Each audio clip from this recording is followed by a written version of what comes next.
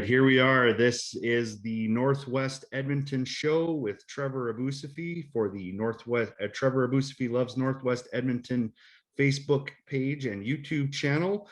We've got a special episode here today. We have Edmonton City Council candidate for Ward Anirniq Tyler Zutz. How you doing, Tyler?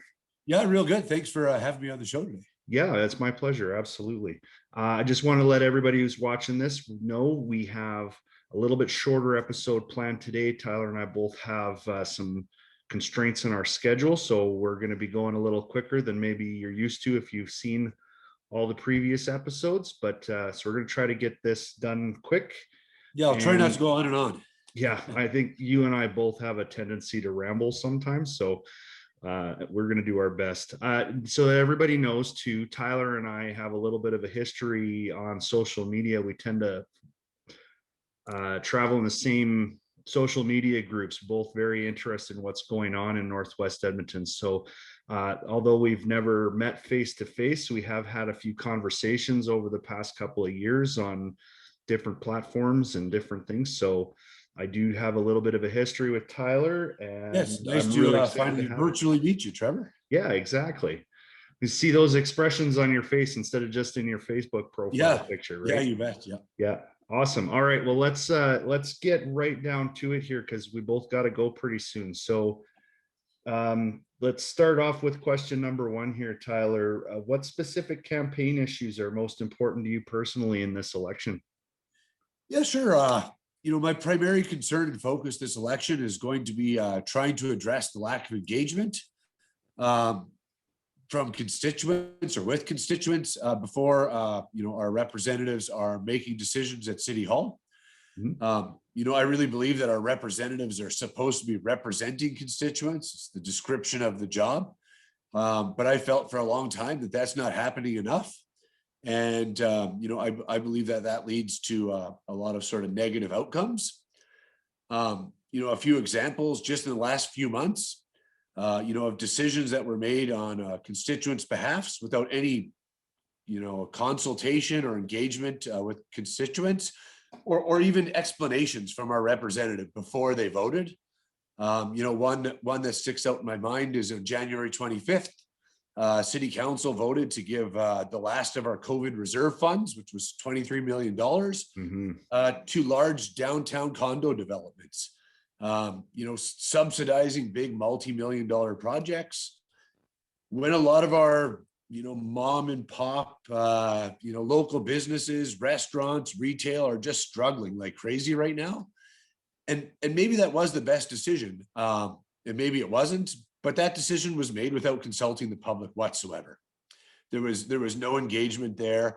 And I really believe that the public didn't know about that decision, that it was coming up, and they were offered no explanation.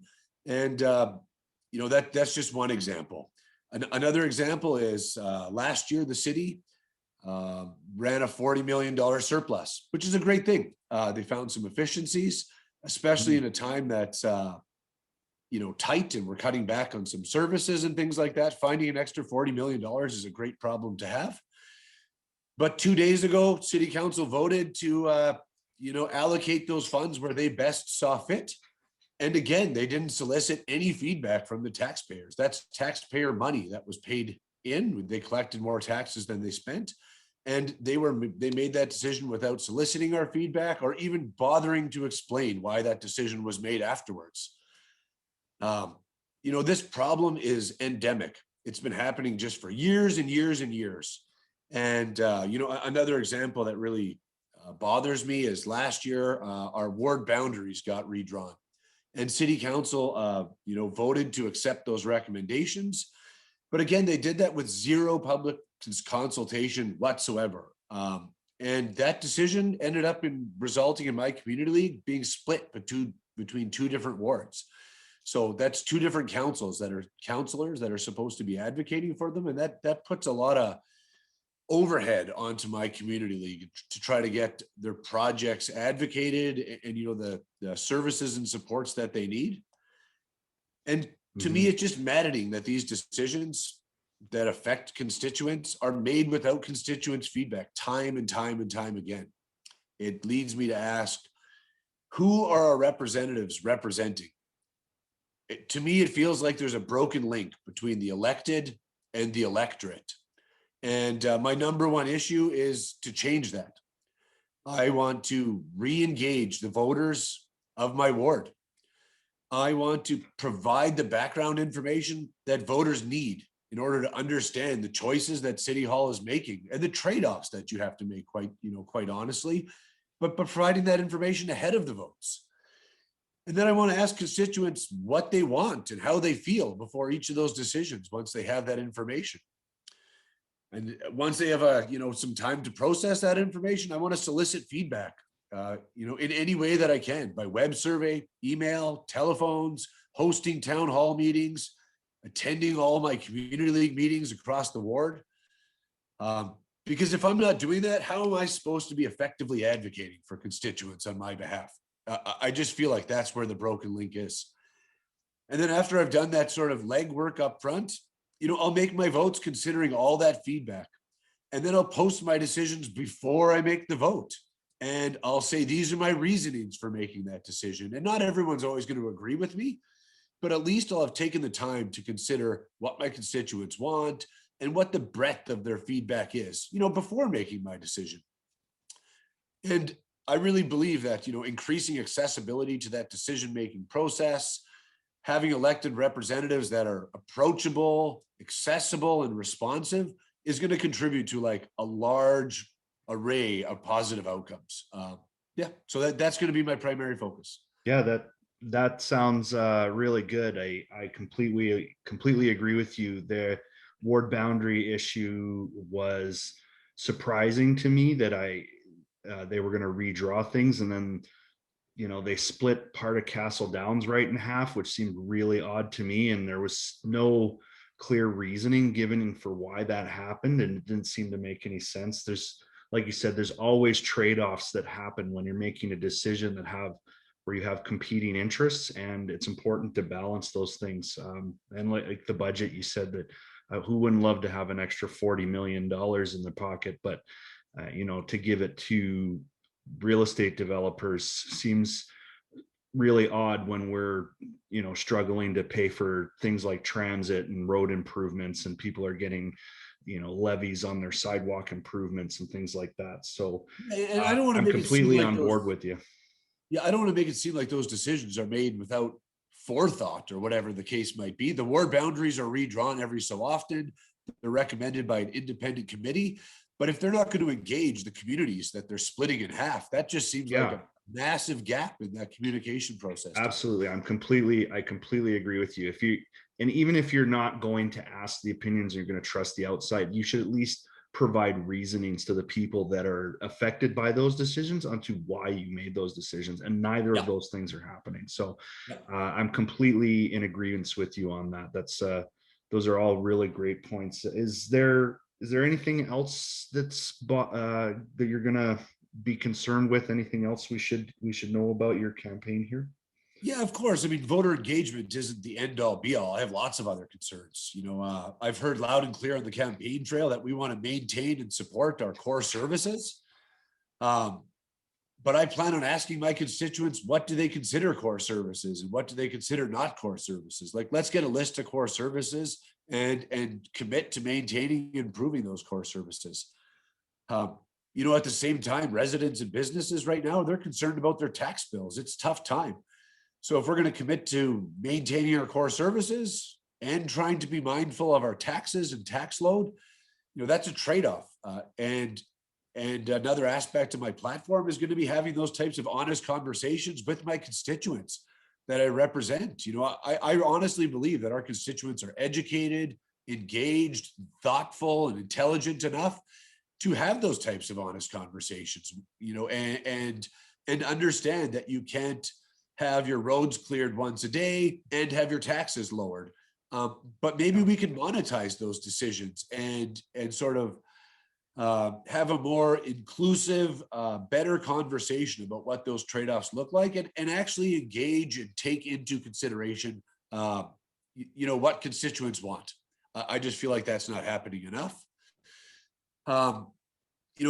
I honestly believe that we deserve better than what we're getting right now. I have many other concerns and views, obviously, but we have a short amount of time right now, and I plan on addressing all of those more fully when I launch my campaign platform in the coming weeks to touch on all of those types of concerns. But those are my major platform, Great. features. Yeah. Yeah, no, that's great. I'm excited to see that platform when you release it, and maybe we can touch base again afterwards. I'm always happy to bring people back on the show if we have more questions or you want to talk to my audience a little bit. That'd be great. Yeah, I'd love to. Yeah, thanks. I appreciate that. That kind of leads into the next question I have, which is something, again, you've probably heard me ask the other candidates this. It's and you touched on it, you kind of touched on it a little bit, but given the diversity of opinions in this ward, how do you intend to address the inevitable problems of having personal or ideological differences between yourself and the voters that you represent? Yeah, I believe representatives are supposed to represent their constituents and not come into the job with a whole bunch of ideological, things that they believe in specifically. I really embrace a diversity of opinions. I think it makes our society stronger. I think it makes the decision-making process better and more well-rounded and inclusive. And I don't think it's something to fear whatsoever. A big feature of municipal politics is that representatives aren't constrained by party ideology. We don't have to make the trade-offs that the party system sort of forces upon politicians and the electorate, quite frankly. And, I really believe that 90% of people want the exact same things. People want jobs, they want security and safety, they want opportunity, they want a place to live, they want education and healthcare services, and they need a way to get to those services, roads and transit, and that's what everybody wants. I think our differences are small, and they're how to best achieve, those end goals. Mm-hmm. But I believe that politicians should be making an effort to highlight the similarities in our goals and not trying to divide and conquer us and stick us into boxes. Because I just think that conversation ends up being, not an inclusive conversation, and it drives people to the fringes of the political spectrum, quite frankly. We can see that in, south of us, for example, what happens when politicians try to capitalize on fear and anger and things like that. So, when I solicit feedback before a vote, and I'm going to get a clear direction sometimes, there'll be a majority of people feel one way. I'm going to represent that direction at council. And will there be differences of opinion? Of course there is. There's lots of controversial or whatever decisions that City Hall has to make. So when I don't have a clear mandate or direction, opinions are split with my constituents, I'll take in all that feedback that I've gotten, and I'll make the best choice that I can from the feedback we've collected, from my experience, from my knowledge of the situation.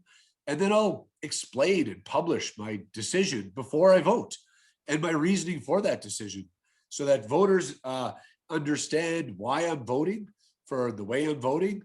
And that keeps me accountable to the decisions that I make. I really want to try my best to represent all the voices in my ward.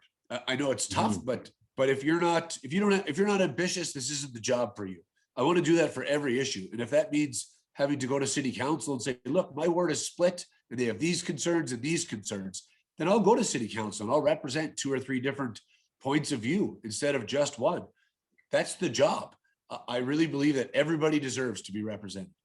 That's good. Yeah, like you said, you really can't avoid all of the differences, and there's I like you said this a couple times now, trade-offs happen between decision making. So as long as you have a plan on how to address that, I think that's fantastic.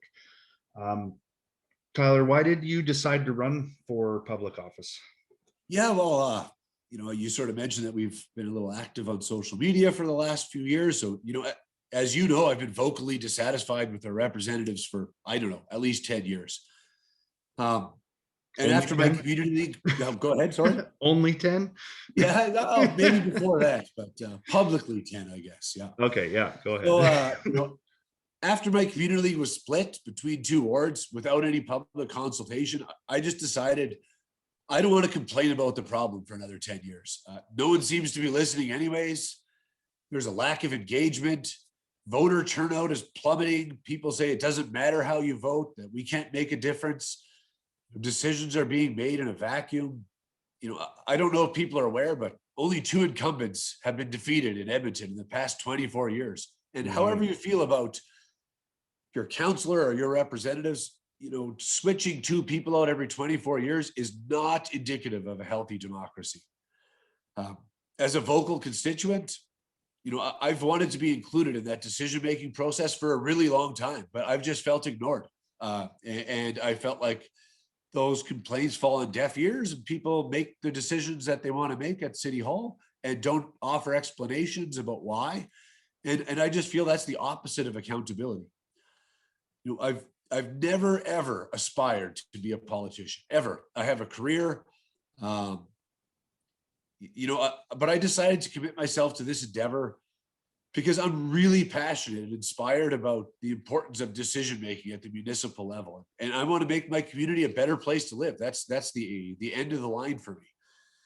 So I'm hoping to inspire other people to join this conversation and to be a part of the process and see what we can accomplish if we actually get this ward working together.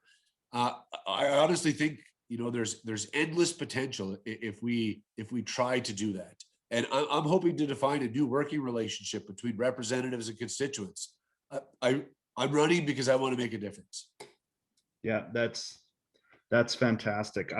I'm doing this for the same reason you're running for council, is because I want to see more people actively engaged in the process of building their communities and talking to people and making things work better. So that's great. I appreciate that as well. I'm just going to keep moving on here because we're running up against the time clock here. Sure. Yeah. What do you want people to know about you as a candidate? Yeah, I was born and raised in this ward. I grew up in Carnarvon and Carlisle. I went to junior high at Sir John Thompson in Wellington. I raised my family in Rapperswil right now. I know these neighborhoods really well, and that's why I want to make my community better. It's my community, and it's been my community for my whole life. Something that some people might not know about me is, I'm not afraid of hard work. I didn't grow up particularly well off. I was a laborer in a cement plant for 5 years so that I was able to pay my own way through university. And I went to the U of A and earned a Bachelor of Commerce degree. And that was a direct result of my hard work. I really appreciate the value of hard work. After I graduated, I started my own consulting company. I was young and ambitious and a bit of a dreamer. And that's been successfully running for the past 15 years. It primarily focuses in business analysis, project management, and organizational transformation on large-scale projects, IT projects primarily, in the public and private sector. Those projects have seen me deliver successfully lots and lots of large projects with budgets in excess of $1 million or more dollars. And those projects were delivered with a diverse range of opinions and competing stakeholder interests and all of the types of things about trade-offs and communication and engagement. I'm not applying for an entry-level job here. But I feel like I'm ready for the task at hand, and I'm passionate, inspired about community engagement and trying to make my community the best place to live that it can be. Absolutely. Yeah, no, that's great. I do know one thing I have noticed about you over the last couple of years online is you are definitely not afraid to, roll up your sleeves and get to work when the situation calls for it. So thanks for that. Yeah, I was mowing lawns this summer when I was between contracts. So I remember with my son, whatever it takes.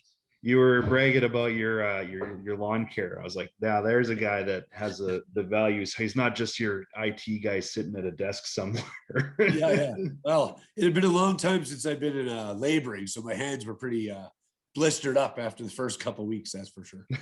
Good. Well, it's good for the soul to do that kind of work. Yeah, no, it is. Yeah. So what's the best way for people to get a hold of you if they want more information about you, Tyler? Yeah, I think if we're going to like open the doors and engage people, that I have to be committed to meet constituents wherever they are. I'm making a commitment to be accessible to my constituents on an unprecedented level. Really, that is my challenge. I have a website that you can check out, tylerzutz.com. Sorry, need some water. We're active on social media platforms, Facebook, Instagram, Twitter, LinkedIn. We're currently, assessing the efficacy of starting a TikTok account in an effort to try to reach out to the younger generations. My daughter's a big proponent to try to get me to do that, but we'll see where we end up on that. My 11-year-old loves TikTok, but he's not allowed to vote. So yeah, my daughter, she's a little older than that. So, but she's trying to get me to reach out to those underserved younger generations for sure. Fair enough. People can email me, phone me, message me on those platforms. I'll schedule virtual meetings just like we're having right now to reach out to anybody, anytime. If people prefer a face-to-face interaction, I'll drive to your house and I'll talk to you from 10 feet away with a mask on and have a face-to-face conversation. And I aim to be accessible anywhere my constituents are. Excellent. Okay, well, is there anything else you wanted to chat about today before we kind of wrap things up here? Yeah, no, maybe just my last message would be, I hope this campaign is your campaign. I want to inspire and welcome people into this. I want to hear from everybody this campaign. I'm committed to knocking on every single door personally in this entire ward. That's why I started early. It's a huge task. I've already went through a pair of shoes. My feet are toughening up, but I want to hear from you. So, if we're going to make a change, the change starts with you. People have to decide that they want something better. And if they want something better, reach out to me. We have volunteer positions. I'd like to just hear from you, even if you don't have time to volunteer. I want this to be a grassroots community campaign. And, if we feel like we deserve something better, then let's make the change. Mm-hmm. That's about it. That's great. Okay, well, so we both got to go. That was great, yep. Tyler. I really appreciate you taking a few minutes here to talk with us and say hello to the people that watch this show. So again, from me and from my audience, thank you very much. Appreciate the opportunity, Trevor, and good luck with your channel. And I hope we get to talk again soon. Great. Thanks a lot. We'll talk to see everybody else later. Bye.